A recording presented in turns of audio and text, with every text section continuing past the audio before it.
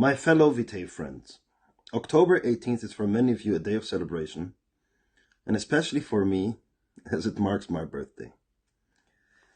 Last year, we have celebrated this event with joy, brotherhood, and a lot of emotions have been involved. I wasn't moved in a long time as I was then, for I have witnessed the fact that we are a Vitae family, and we rise and fall together as one people and as one team. It is an emotional moment for me today again, as we haven't seen each other in more than 4 months after the incident occurred on June 22nd. The birthday wishes I got this year, everyone without exception, showing their support in Vitae and in myself, a movement of a people who are dedicated to the cause and mission, that while we breathe, we hope, and where we are met with cynicism and doubt, and those who tell us that we can't, we will respond with that timeless creed that sums up the spirit of a people. We are Vitae. Today, I'm coming with a message of positivity, strength, commitment, determination, motivation, but most importantly, our greatest vision ever. Although I haven't been in touch with you in the past few months, you were in my heart and mind all the time. I'm also fully aware of the actions you took for us personally and for the company, and I really appreciate your loyalty and dedication. Our journey has many firsts and many stories that will be told for generations. But one that's on my mind today is about a woman who told her story to her grandchild. She was a lot like all the women of her generation, except for one thing. She was my grandmother. She was born in 1925. She lived in Berlin when the Nazis came to power, and she personally witnessed the Kristallnacht. She suffered the horrors of the Holocaust and saw the worst of mankind when there's no equal justice and morale in a democratic way. She lived through the entire World War II in pain and suffering, but she always kept her dignity. She never forgot where she came from and who she belongs to. She never ever broke any of her principles, even when it meant to literally die of starvation, as she didn't want to eat something that is not kosher. In her darkest and coldest hours, she kept strong and loyal to her beliefs and constantly reminded herself that she will overcome.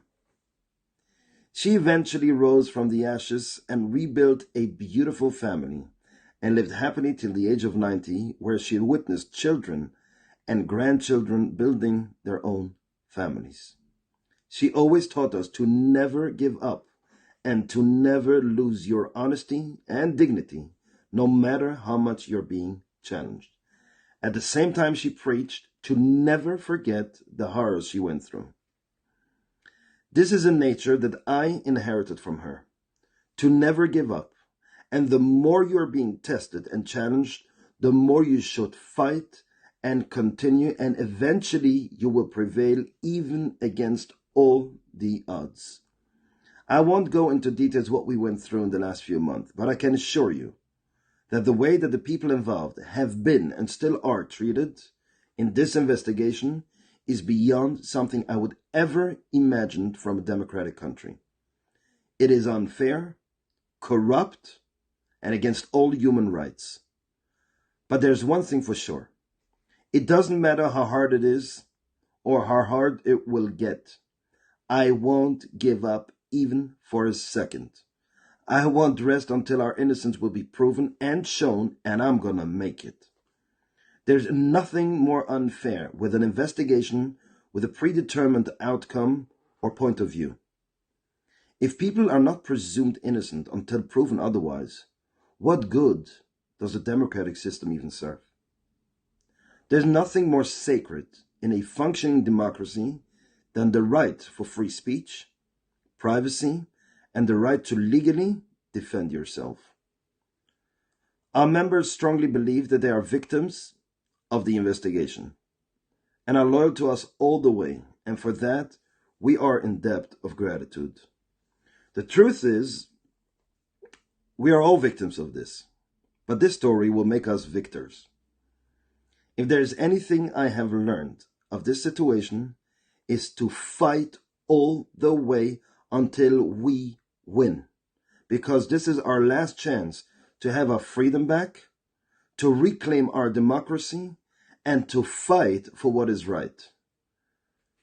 I have never been more optimistic about Vitae's vision than I am today. I know that we will conquer this vision with pride and overwhelming support. And who knows if this circumstance and challenge hasn't been put in our way by the Lord Almighty to see if we are ready indeed, worthy of the cause to grow global prosperity. And while she's not here, I know my grandmother is watching me from heaven, and she is so, so proud of her legacy. Never forgive, never forget, and never, ever give up. My message to you tonight is very simple. I will stand up for you. I will fight for you. And with God's help, I will win for you. Have a lovely day. Goodbye.